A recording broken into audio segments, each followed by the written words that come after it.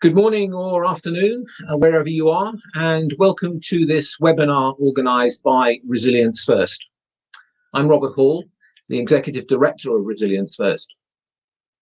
For those of you who were unable to view our opening video, a Resilience First mission is to help build resilience across business communities, whether those communities be defined by geography or special interest. Please do visit our website, resiliencefirst.co.uk, see the many projects and events we organise in an effort to help your understanding and application of resilience. We have recently formed a strategic partnership with the Resilient Shift organisation, so both our reach and output have expanded for the greater good. Now, today we're holding the second webinar in our series on decarbonisation and the role of technology in helping us to get to a carbon net zero. We believe that there are four discrete places where greenery meets technology, namely adaptation, energy efficiency, renewables, and carbon capture. So we hope to shed some light on all these aspects during the upcoming series. We're delighted to partner with Intel on this ambitious project, which consists of two further webinars during the rest of March, then a white paper on the same topic for publication in May, ahead of COP26. Now, the theme of today's webinar is decarbonisation in the context of the rail sector. In this session, we will look at innovative technological solutions which could support the attainment of the climate change goals within the railway industry, while ensuring that those new methods are both robust and safe. Although rail is one of the lowest carbon and greenest ways to travel, contributing 1.4% of UK total emissions, it's vital that the industry goes further to minimise our use of fossil fuels and become a sector that is powered by low carbon energy to help tackle the global climate crisis. Electrification isn't the sole answer, as it's not necessarily the most energy efficient. Now, to help us on our journey today, I'm delighted to welcome 5 people who know a lot more than most about the opportunities. The keynote speaker will provide us with a general overview of the subject, while the 2 innovators will offer some insights on technologies that will help us on our journey to net zero. To lead us through the proceedings now, I would like to introduce our chair for the process, Syamak Nazary, who is the Global Sales Director, Transportation at Intel Corporation. Mac will offer some opening remarks by way of scene setting and then introduce our other speakers today. Throughout the session, I encourage all listening to ask questions of the speakers by posting brief questions in the chat box to the right of your screen. I'm sure the chair will pick up as many as he can in the Q&A session, which will begin in about 45 minutes' time. Mac, the virtual floor is yours. Thank you. Thanks a lot, Robert. It's an honor again to be here and discuss about these important topics that play an important role in our life. So, as you know, I'm covering transportation for more than 2.5 years at Intel, and I can tell you that my own favorite means of transportation is still public transportation, trains, right? When I used to travel to China, I always used to travel by train inland, never take a plane, even for long distances. So imagine if we would have a train that goes from Manchester to Barcelona in 4.5 to 5 hours, I can guarantee you many people will take the train because it's much more convenient than flying. So, having said that, we also know, as Robert mentioned, that the transportation industry in general has an important role to play when it comes to decarbonization. We all can imagine that using rail for the moment would be the best and greenest way to travel compared to air or road travel at the moment. There is a lot to win in convincing the public to travel by rail more and more, especially after the pandemic. We're in the middle of a pandemic, so right now and even after this. So many people will be reluctant using the public transportation, but we still have the challenge of climate change and also governments pushing for decarbonization on all kinds of levels. And for us to be successful in this journey, a few things need to happen. We need to understand how we can use technology in our best benefit in shaping the future of rail in such a way that from cradle to cradle and from end to end travel, it's as green as possible. We need to also simplify and enhance our customer experience in the railway industry as much as possible, so that we can so that rail becomes #1 choice for commuting for each citizen. With the emergence of edge compute, 5G, connectivity, and AI, a bright future for rail is ahead of us.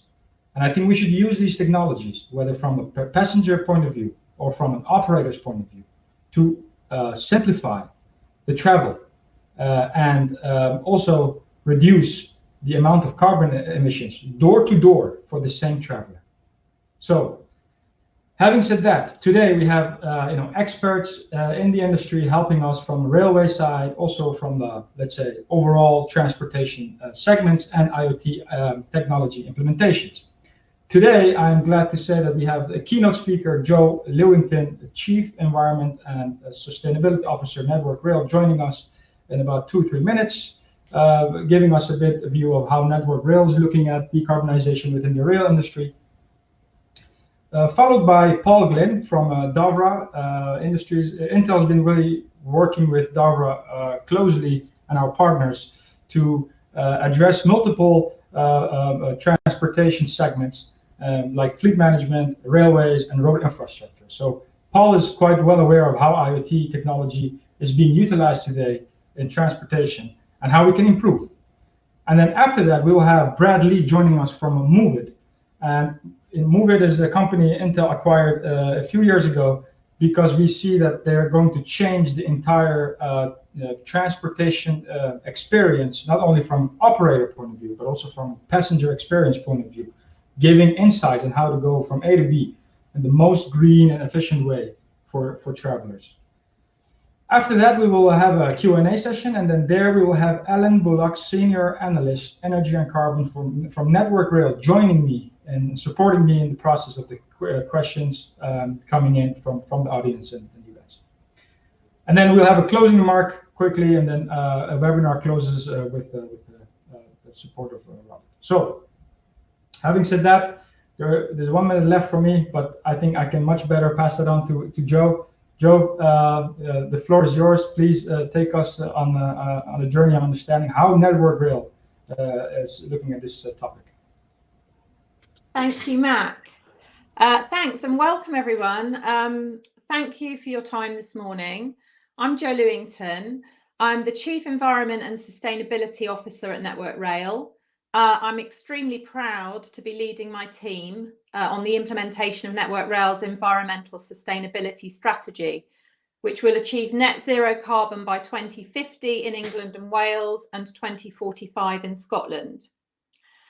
I'm also proud to be part of the wider industry team in delivering world-class environmental and sustainability performance and compliance.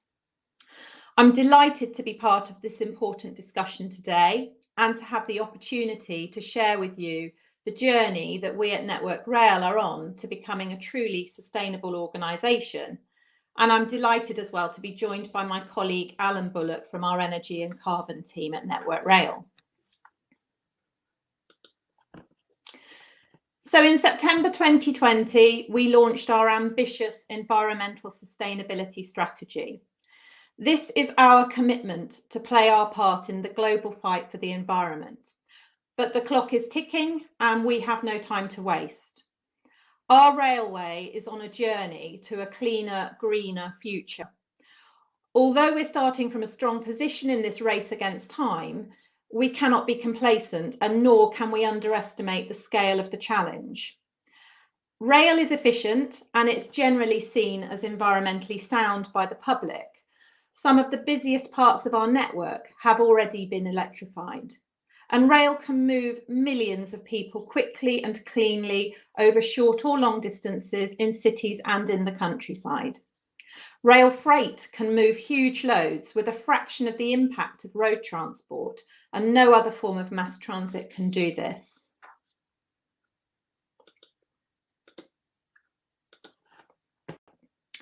Our strategy is built on 4 key pillars. Delivery of these pillars will lead us towards a railway which cuts its emissions to a minimum, prepares our network for climate change, protects and strengthens our lineside habitats, and limits the impact of waste and plastic pollution that we create. So in developing our strategy, we talked to passengers and the public about their views on the railway and the environment. Nearly a third of the people we spoke to believe that the railway is an industry making a positive contribution to society. However, 4 in 10 people think we could do more. And when we asked people about the actions we could take to positively contribute to environmental sustainable development, they identified these 4 key strategic priorities. We should be using electric trains to reduce our carbon emissions. We should make stations, tracks and trains more resilient to extreme weather. We should plant more trees to offset our carbon emissions. And we should send 0 waste to landfill. Over a third of the people we spoke to said that the environment, including climate change, was in their top 3 most important global issues. In October 2020, we announced a major step forward in tackling climate change by becoming the first railway company in the world to set the most ambitious science-based targets to limit global warming to 1.5 degrees C. But this part of our journey is not one that we can tackle alone. Most of our carbon emissions come from our supply chain, so we need to work collaboratively with our suppliers to give them the confidence that we're serious about this, and we must make the changes needed to meet these challenging targets. Many of our suppliers are already with us on this journey, and we can learn so much from them. And we're working with them to find creative engineering solutions and clever ways to reduce our carbon emissions, and this is going to be key to delivering these targets as we move forward. And this shows the true scale of the challenge and the vital role that our supply chain will play in helping us achieve our net zero ambitions. We've committed to reduce absolute scope 1 and 2 greenhouse gas emissions, those within our control, by 46% by 2029. We've committed to reduce scope 3 indirect emissions by 28% by 2029. And we'll ensure that 75% of our suppliers buy emissions covering purchased goods and services and capital goods, which are those used in the production of other goods, will have their own science-based targets by 2025. But this challenge is not all about carbon. More frequent and extreme weather conditions caused by climate change have a significant impact on our ability to run the railway safely and on time. Our weather resilience and climate change adaptation strategy has been in place since 2017, and we're making good progress in identifying and managing the key risks and areas of vulnerability across our estate. We have a robust, risk-based approach to adaptation, and we're building on this to embed long-term forward-looking adaptation into how we manage our infrastructure. We're embedding resilience into the way that we design, build, operate, maintain and replace our railway assets. And our mantra for replacing assets in the future will be replace like with better rather than replace like with like. This change will mean that we will continually improve the network, making it more resilient for our customers and passengers.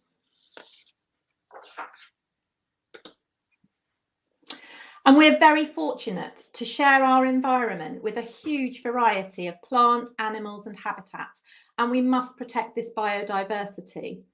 Our estate covers more than 52,000 hectares of land with 7 million neighbours. Thanks to the Varley Review published in November 2018, we're already making positive changes to the way that we think about biodiversity and land use planning. We're moving away from just clearing vegetation on our line side to assessing the life on our land and on neighbouring land and working out how we can maintain and enhance it while still protecting the railway from risks of safety like falling trees. We've recently introduced groundbreaking satellite technology from the UK Centre of Ecology and Hydrology to measure habitats using aerial imagery, and this will help us achieve our overarching target of no net loss of biodiversity by 2024 and biodiversity net gain by 2035. We'll introduce annual natural capital reporting against a defined baseline by 2024. We use so many materials to build and maintain the rail network, spending around £7 billion per annum on our supply chain. Our activities understandably produce a lot of waste, and we know that we have to use less and manage unavoidable waste better. To achieve this, we need to bring the whole industry along with us. We're setting high standards for our supply chain, and we're working closely with our suppliers, for example, to research and develop new innovative secondary materials that reduce our reliance on virgin materials, and discover new ways of designing and building assets to keep materials and resources in use for longer. We have a huge opportunity here to contribute to a more circular economy, where we extract fewer virgin resources from the planet, keep materials and resources in circulation, and waste to an absolute minimum. This action will also help us significantly reduce our carbon emissions. However, our priorities and the plans to support them can only be delivered successfully if we are an organisation that is enabled to succeed. So we've identified 6 key enablers that will support the delivery of our priorities and ambitions. Our people are critical to our success, and everyone has a role to play in making sure we meet our ambitions and deliver our priorities. We're supporting our people through training and communications to help us build and maintain momentum on our journey. Funding and planning will be key to the successful delivery of our ambitions. We're funded in 5 yearly cycles known as control periods, and we're currently in CP or control period 6, which ends in 2024. We've made really good progress in previous control periods, but we need to continue and accelerate the good work we're doing to deliver this strategy.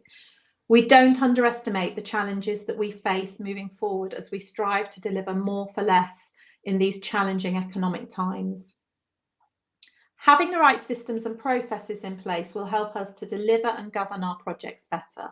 Our project management tools and standards should make defining and delivering environmental sustainability projects easier, integrating these into the day job rather than acting as an obstacle. A recent example of progress in this area is Project Speed, which stands for Swift, Pragmatic and Efficient Enhancement Delivery. This was jointly developed by the Department for Transport and Network Rail last summer, and this is an industry call to arms to identify how government funding could go further and work could be carried out faster. But we can't deliver this strategy alone, and good engagement is essential. It's important for us to create strong partnerships across the industry and with supply chain, local authorities, agencies and interest groups.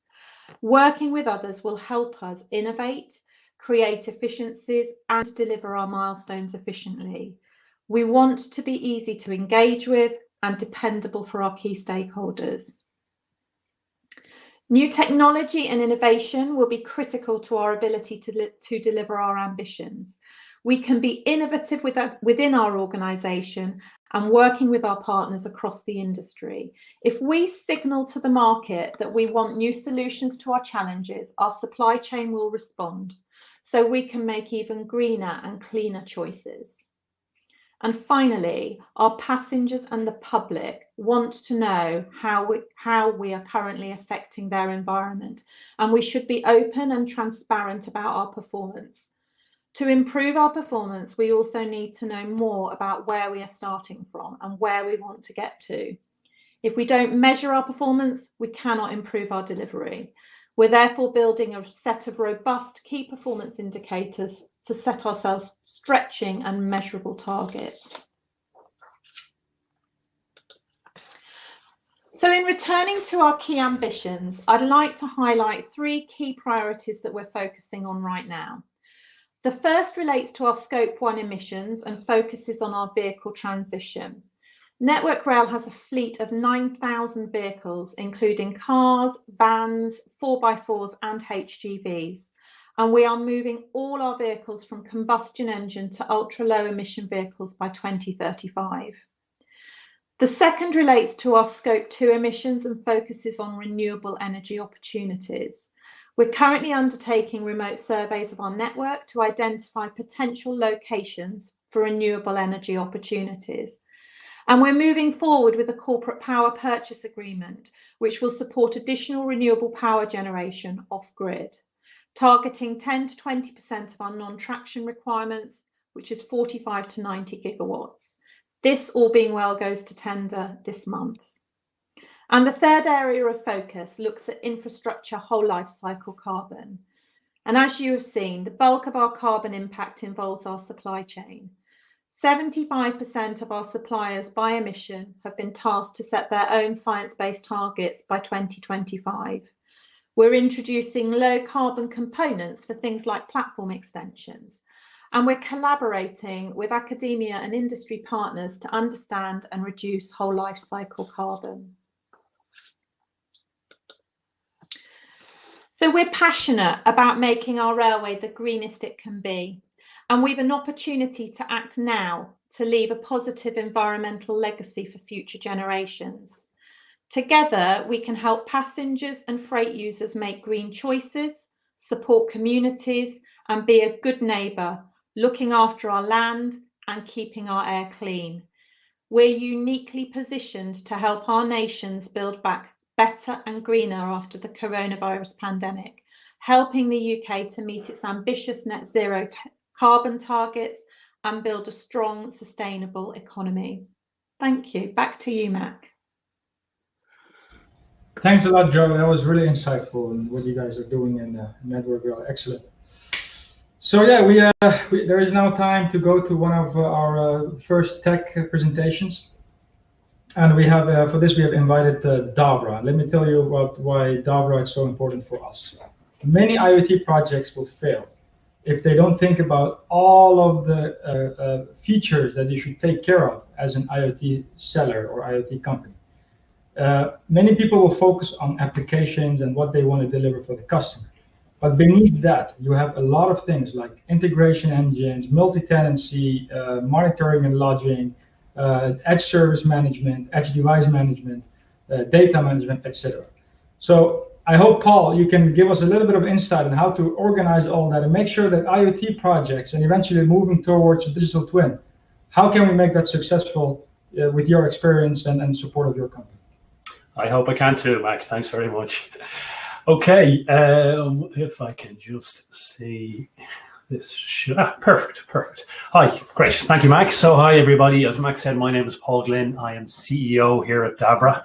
We are an Irish company headquartered in Dublin. And we develop an application enablement platform for the Internet of Things. So we typically work with organizations who are looking to connect assets they've never connected before. Assets like buses and trucks, as like ATMs and vending machines, right through to sensors on hospital beds, sensors on oil and gas pipelines, or something that would be more relevant to the audience here today, sensors on trains and train stations, on rail infrastructure. And typically, these organizations are looking to connect these assets so they can collect data from them and turn that data into some form of usable business intelligence to drive efficiencies, to drive profitability, or potentially even to create whole new business models.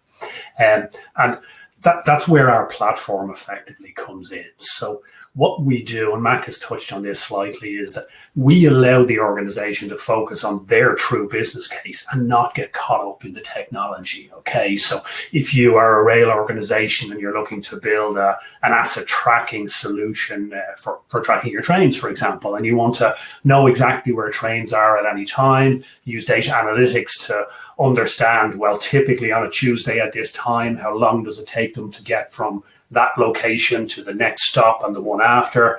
And then you want to use an application that you want to deliver that data out to your passengers so they know when the train is going to come. Well, that's your business case. You shouldn't have to think about compliance and security and storage and hosting and the data analytics element, because that isn't your core business. So our platform takes all of that technology sort of overhead away from you and lets you or your partner, whoever's building the application, to focus on your real life use case. Okay, so I hope that sort of makes sense. Our job is to let you focus on what's relevant to you and take away all the other complexities. The other big value of a platform is that you can, when you start to build individual applications in certain areas, if you build them all on the same platform, you can share data between them. So for example, we have one particular client who has a passenger counting application and a train tracking application, and they pull the data from those together and they shared it with local law enforcement in the city on big game days, when they can say, well, there are 5 trains coming into the station at the stadium, and those 5 trains have 1,000 people across all 5 of them. So you're going to have 1,000 people hitting you in the next 5 minutes, law enforcement. So that's the real value of sharing data across multiple use cases. We, as I said, we're not specifically a rail company. Okay, we work across many industries. Okay, we do have some pedigree in rail, so we work with a lot of rail companies around the world. The city of San Diego have basically used our platform to roll out an entire transportation infrastructure, managing all of their public transport. We work with partners like Cisco and Intel in the likes of CFL in Luxembourg, TransLink in Canada, Amtrak in the US, and then closer to home, ScotRail in the UK, specifically around delivering high-speed Wi-Fi in a rail environment. Now, we don't deliver the Wi-Fi, but we manage it and we ensure it's available, and we make sure that your marketing people see, well, how many people are on, how many passengers are on the train, who's using Wi-Fi, what are they using it for, and we share all of that data. Okay, and we also work with sort of non-traditional rail environments as well. Companies like Rio Tinto in the mining world, or Constellation Brands, who are a brewer. You probably don't recognize Constellation, but you recognize Corona, you recognize Michelob, you recognize Paul Masson wines. They're all their brands. These have massive infrastructures. They have huge breweries and large mining environments that have their own rail infrastructure. And in the case of Rio Tinto, they have hundreds of miles of rail line connecting their mines to local ports and production facilities. So we understand rail, but we wouldn't regard ourselves as rail specialists. What we are data specialists. So we understand what the data says, and we understand how to use the data in the best possible way. And specifically around carbonisation, the data tells us a lot of things. Okay, so I suppose the good news is that, and Robert has already touched on this, and Joe has already touched on this, is that rail is a hugely carbon efficient industry. Okay, in general, it's a hugely carbon efficient industry, but when you compare it to other transport industries, it's massively carbon efficient. Okay, so according to the International Energy Agency, if every rail company shut down tomorrow, we took every train out of commission and we transferred the passengers, or we transferred the freight from those from all of those trains to other facilities, to other to road transit, or to air transit, or to sea transit, it would actually create an additional 1.2 billion tons of carbon emissions. Okay, which is basically the equivalent of the entire carbon emissions of the continent of Africa in 2019. So rail is doing a really good job today. Local, more closer to home in the UK, the UK passenger rail has been dramatically reducing their emissions. Joe's touched on a lot of this. Over the last 10 years, you're averaging about 4% a year in reductions, which is fantastic. Freight rail isn't making the same, but there's lots of reasons for that. But on the passenger side, those reductions are consistent and they're ongoing. Okay. The problem there is it's hard. It's easy to make savings at the start, but it's hard to keep that going. And again, Joe has touched on that a lot, and they have fantastic plans for how to keep that going. But again, if we look at the data tells us there are 6 ways, and I'm going to focus specifically on the train, the operational environment of the trains. Okay, I'm not going to talk about embedded carbon within the production facility or the other suppliers or the infrastructure. But if we look at the data today, it would suggest there are 6 areas that you can focus on pretty much immediately to start to reduce your carbon emissions. Unfortunately, I don't think you're going to like any of the 6 of them, but we'll go through them one by one and we'll talk about them. The first is speed. Okay, so that the resistance, the air resistance, increases directly in line with the square of the speed of any moving object. Trains are no different. So the faster a train goes, and we'll all know this from driving cars. The faster a train goes, the more fuel it uses, the more carbon efficient it needs to, or the less carbon efficient it makes it, should I say. So if we slow down our trains, we will immediately, it's a simple and easy way of reducing emissions. I know it's not a simple way for your customers. I know they probably won't be very happy, and I know your route managers probably won't be happy, but it is an immediate way of having an effect on your carbon emissions. The second is the number of stops. Okay, the more you stop, and more importantly, the more a train has to restart and get that energy going again, the more fuel consumption it creates and the more carbon emissions it creates. So reducing the number of stops will greatly reduce your carbon emissions. Again, it's not ideal. Okay, it's not what your customers want to hear, or certainly it's not what the customers want to hear who have the who stops are being taken away, stations are being closed. But in general, most passengers, well, okay, it's not as big a problem as the speed side, I suppose. It doesn't affect as many passengers, but reducing the number of stops absolutely reduces your carbon emissions. Robert is nudging me along here to tell me to hurry up, so I'm sorry if I'm jumping through these. The third is the quality of your rail lines. Again, this is something you're all very, very conscious of. The resistance of a train line, it would directly leads into the amount of fuel required to move the train. So obviously you all want to have the best quality train lines. And obviously you have budgets for that, but those budgets are limited. If you... I suppose the environmental impact of something is not really taken into account. So next time you're negotiating with your finance people and you want to you want another stick to beat them with, I suppose the environmental side is absolutely critical. If the train lines are not in good condition, they will slow down the trains, they will drive more fuel consumption, and that will drive up your carbon emissions. The next area is obviously the fuel used, the type of trains. Joe has touched on this already. It is not as straightforward as electricity is good and diesel is bad. Yes, obviously that is the case, but you have a lot of embedded carbon inside in the trains that are already produced, and if you phase them out too quickly, well, then that embedded carbon is wasted. And also, electricity consumption is very different in different countries. The UK is particularly good and done a great job on the national grid of decarbonising, I suppose, or reducing emissions around electrical generation. France is very good because they're 84% nuclear, but in the US, or if you're in China, if anybody on the audience is here from Australia, or a lot of other countries where there's a lot of coal involved in the generation of electricity, it's not quite so straightforward. Robert, yes, I'm just finishing up. The next two areas, I'm going to fly through them very, very quickly. One is obviously weight. The weight of the train makes a difference. This is a touchy area because trains are particularly heavy because they're over-engineered for safety purposes. Safety is a big issue, and obviously there's an offset, but most of your trains are twice as heavy as they need to be around safety. Someone has written a really good papers around that, Professor Roger Kemp in Lancaster University. If anyone's interested, we can talk about it later, but well worth a read and understanding why the over-engineering from a safety perspective has really driven up carbon emissions. The last area, and the one you won't really want to hear too much about, is first class or business class travel. A business class traveler is using up probably 5 to 6 times the carbon footprint, we'll say, than a traveler in the coach behind them. Okay, again, it's not something you want to I know it drives, it's a key part of your business model, and it's what keeps most or certain lines actually sort of viable, but you need to look at ways of reducing the carbon footprint of business class travel. So I'm under a little bit of time today, or time pressures. I'm happy to handle things in the Q&A at the end. My job is really just to attract your attention to the areas where savings can be made and what the data tells you savings can be made.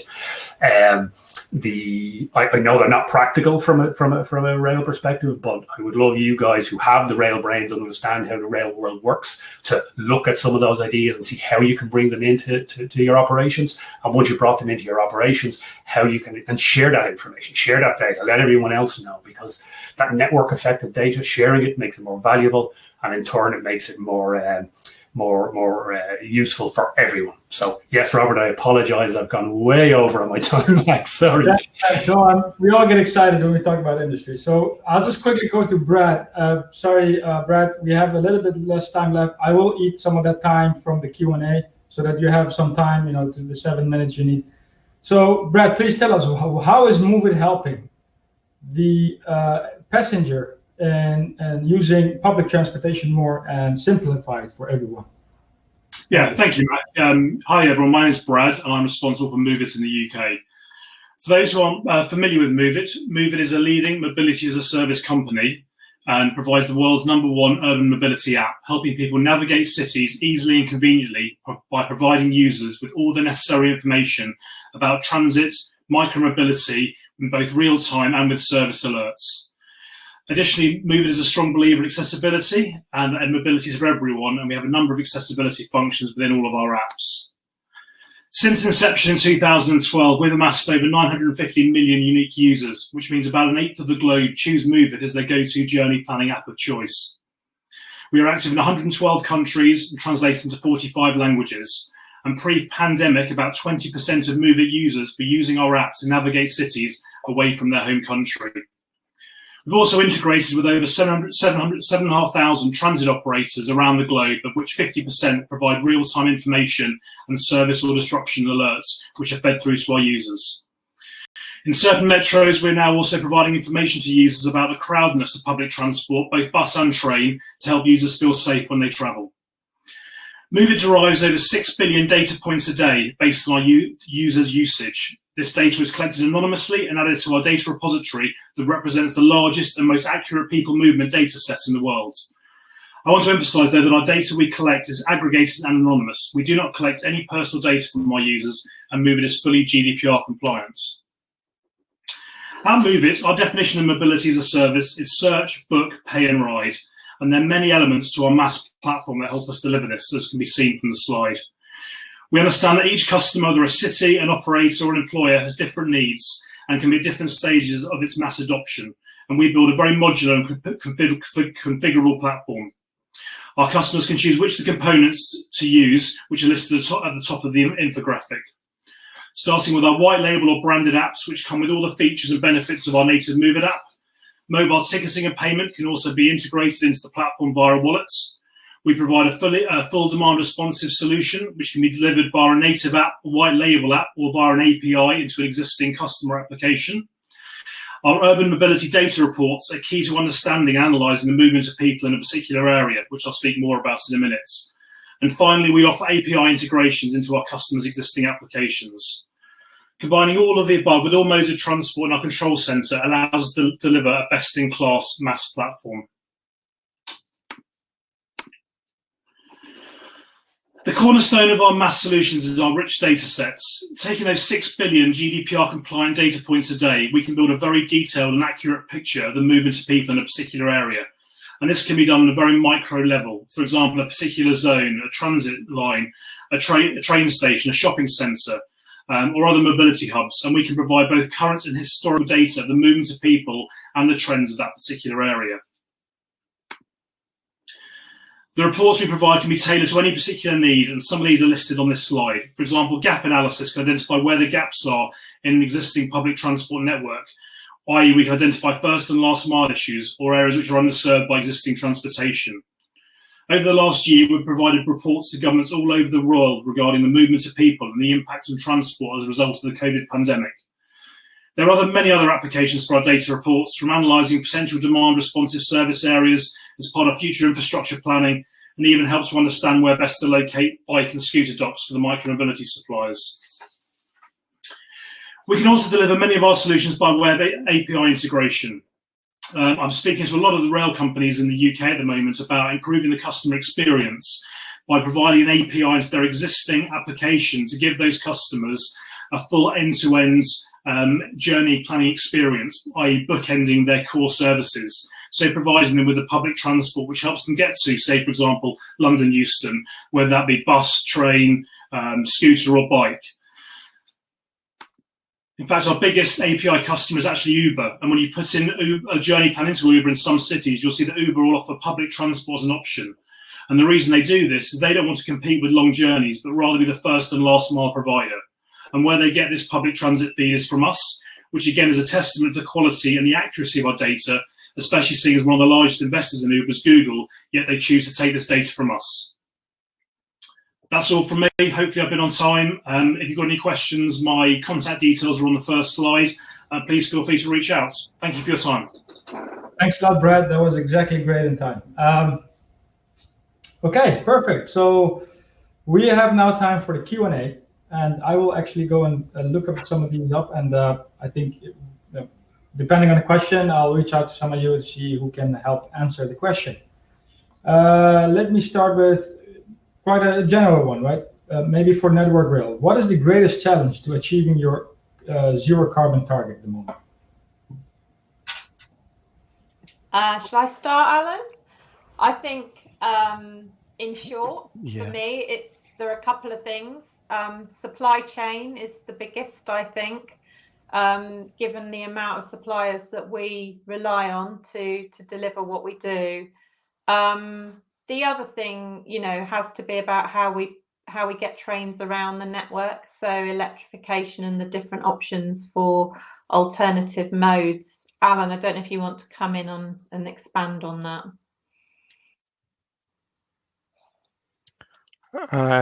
Yeah, I mean, the vast majority of passengers use electric trains on our network, but it's actually still quite a small percentage of the total network, so that's a challenge.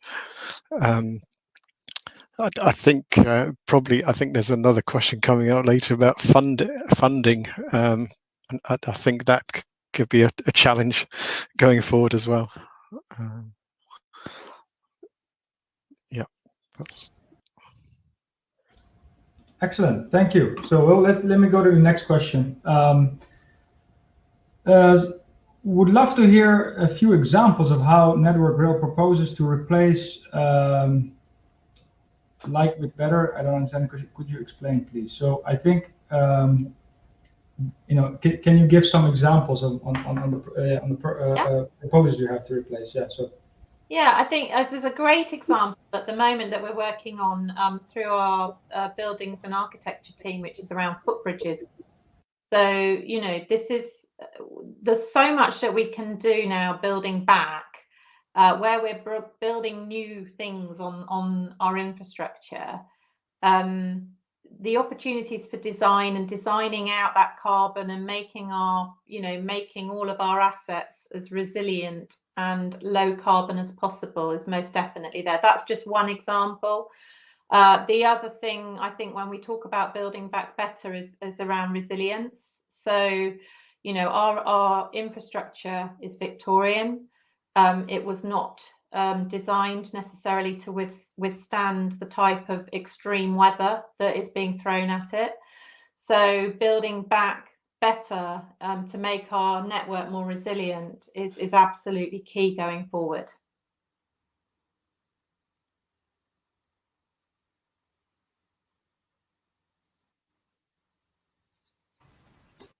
I think you're on mute, Mac.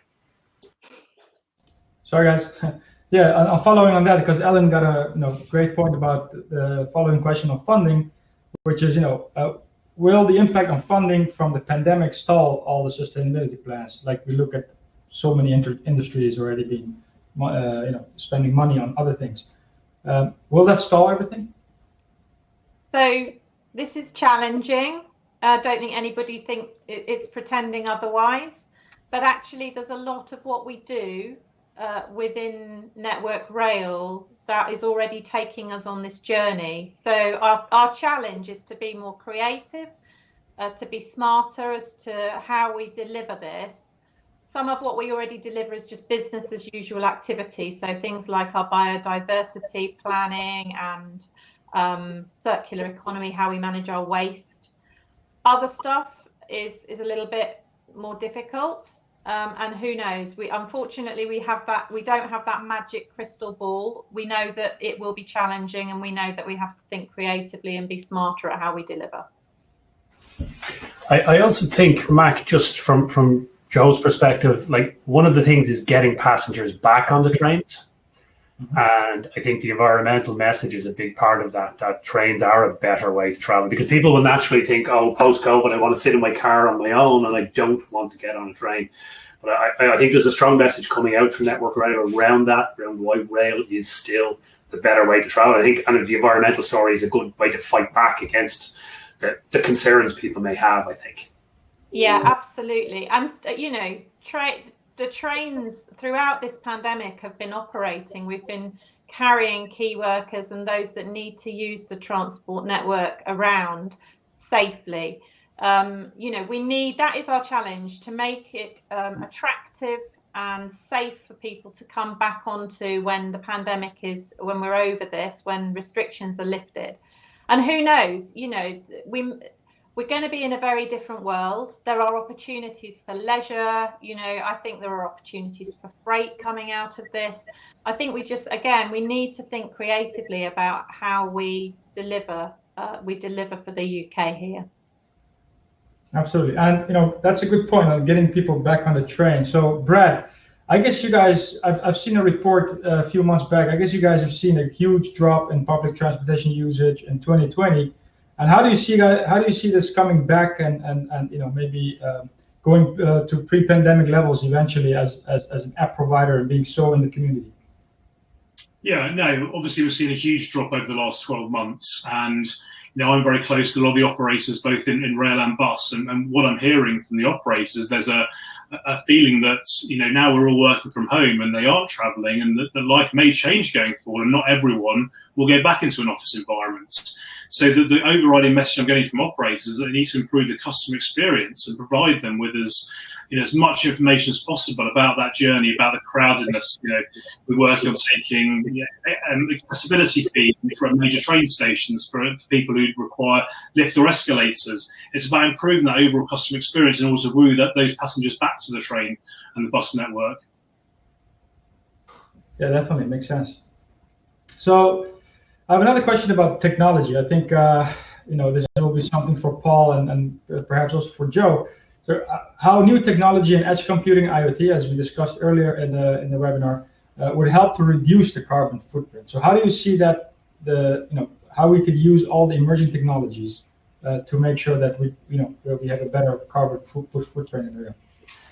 Yeah, well, there's two sides to that. Like, as I said, certainly from a passenger rail side of things, the UK in particular be very strong and already reducing that. And a lot of that, and where we're being asked to bring in technology, is just for monitoring and collaboration. It's understanding where the issues are. So driving efficiencies in maintenance, the maintenance side of things. And when you spot an issue, when you spot problems, it's addressing them as quickly as possible. And collaboration is a big part of that. And Intel have a lot around the whole collaboration play, where we're saying, okay, we have a problem. How do we get the right people together with the right tools and the right resources to fix that problem as quickly as possible? But what we're definitely seeing from the rail operators is they're using the story that rail is already the most efficient method of travel, and they're using technology to try and get people onto the trains, get people into their cars, get people off other modes of transport. So I think, Mac, you alluded to the fact that if it was a train from Manchester to Barcelona, it would be a fantastic way to travel. So we're seeing a lot of projects where like in the US, we have a project with actually the city of San Diego where they have passengers using apps. And if the passenger is in their car today and not on the train, the city are able to say, well, we know where you are. We're getting data from other systems within the city about traffic and how long it will probably take you to get into the city today. So if you just take the next exit off the road, off the highway, and go and jump on the train, you'll be in the city 20 minutes earlier.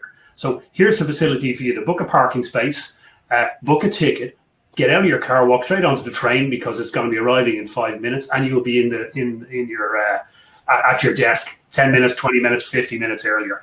It's just interacting with their passengers. It's using technology to sort of pull together all that data to make the travel much, much easier. And I'm sure Brad has all sorts of solutions around that side of things. But anything that drives passenger engagement and gets more passengers on the trains by default is adding to, I suppose, the environmental upside for everyone.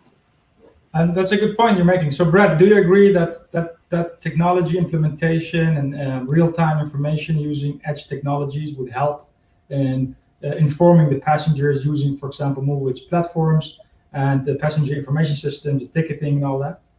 Absolutely. Information is everything. And, as I mentioned before, we see that mobility as a service as search, book, pay, and ride. And that's something we're working very hard on at the moment to enable people to buy, to put in a journey plan, buy one ticket, which may cover a number of forms of transport, a bike, maybe a train, maybe a scooter. And that's something we're very, very committed to delivering.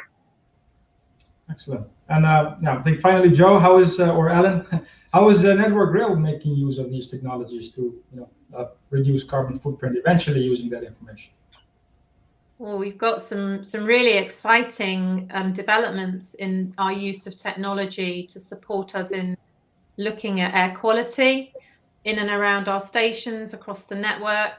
We're also looking at, we're already using technology from the UK Centre for Ecology and Hydrology, which is helping us understand what our biodiversity, the habitats on our estate are like. Alan, I don't know if you've got any more that you'd like to add.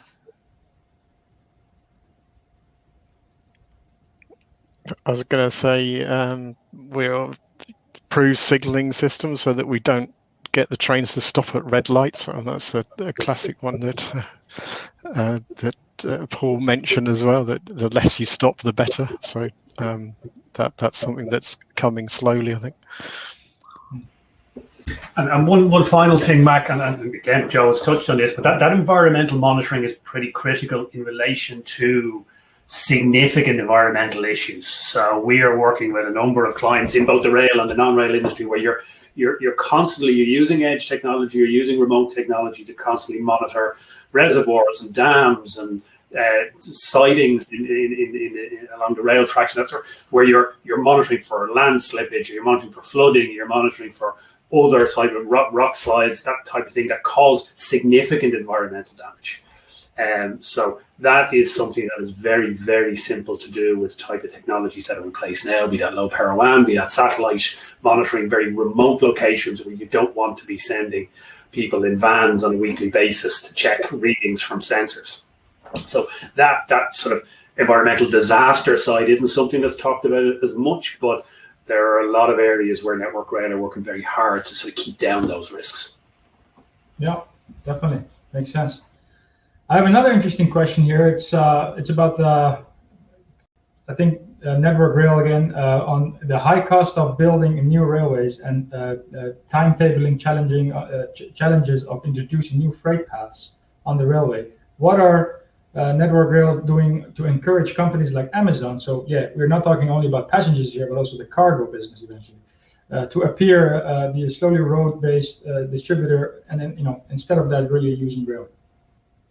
I think it's a really interesting challenge. It's an area that our colleagues in our system operator work on. They look at timetable planning, and certainly we already transport a vast amount of goods by rail freight, but I'm sure that there are massive opportunities still to capture.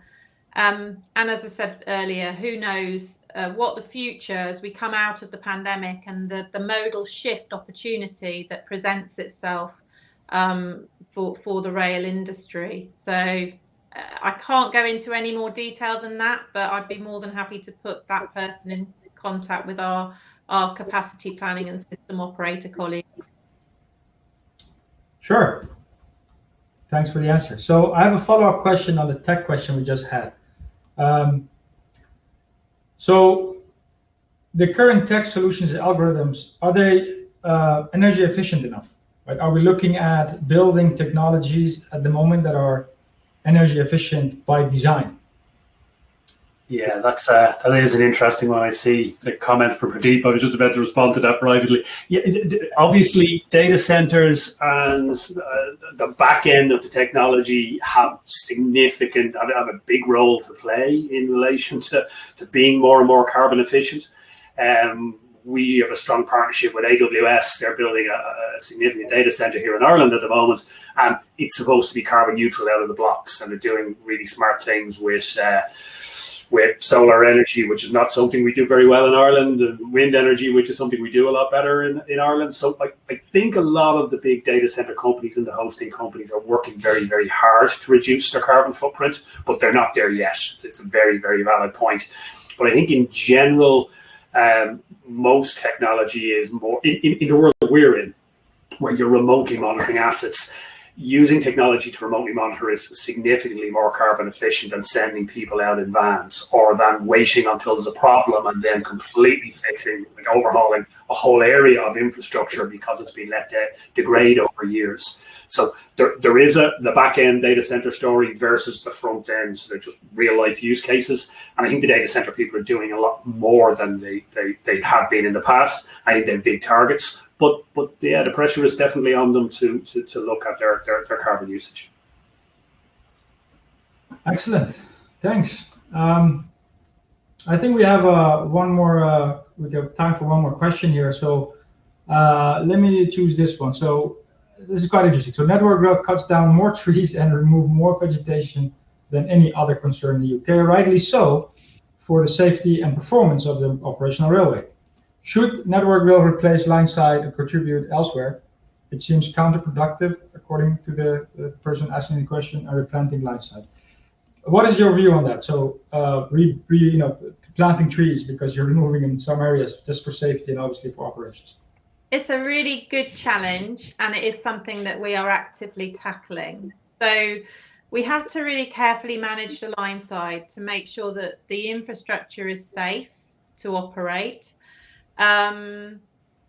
It was interesting. I was on a webinar not so long ago where they showed, it was John Varley actually, who showed a photograph of a track when it was kind of probably 1950s, 60s, no trees anywhere close to the railway. And over time, vegetation has grown. We need to manage that, but we have a great opportunity, and we're working with the Tree Council to plant trees, not line side, but actually in the communities that we run through. So, Network Rail's estate is vast. It touches pretty much every community in the UK. So we're working with the Tree Council on a tree planting programme, which sees us give back to the communities that we serve. So it doesn't always have to be planted on our estate, but we can make a difference, and we are doing. Excellent, thank you. Okay, so I think we are now reaching the final, at the top of the hour. Thanks a lot to all the panel speakers and the keynote and everything. My final note would be, let's please use technology and not reinvent the wheel together. Bring partners together to see how we can help the railway industry decarbonize more and more and be the first choice for travelers in the future once they want to commute from A to B or on a daily basis. So again, thanks a lot. This was a very insightful and thoughtful session. Having said that, Robert, thanks a lot for organizing this, and please give us your final remarks before closing. Thanks, Mac. Thanks indeed. So it simply leaves me to say, on behalf of Resilience First and all those listening, thank you very much to the chair and the speakers for their contributions today. I'd also like to thank people who supported this webinar series: ADS, British Aviation Group, Chartered Accountants, Institute of Engineering Technology, Make UK, and the Railway Industry Association for their support in our events. We will be circulating a short summary in due course, which will include an audio-visual recording of the session. So please do join us for our next webinar in this series, which is on the 16th of March, and we'll look at the manufacturing sector's approach to decarbonisation. So thank you again, all the speakers and chair, and have a safe day. Thank you. Bye-bye. Bye. Bye.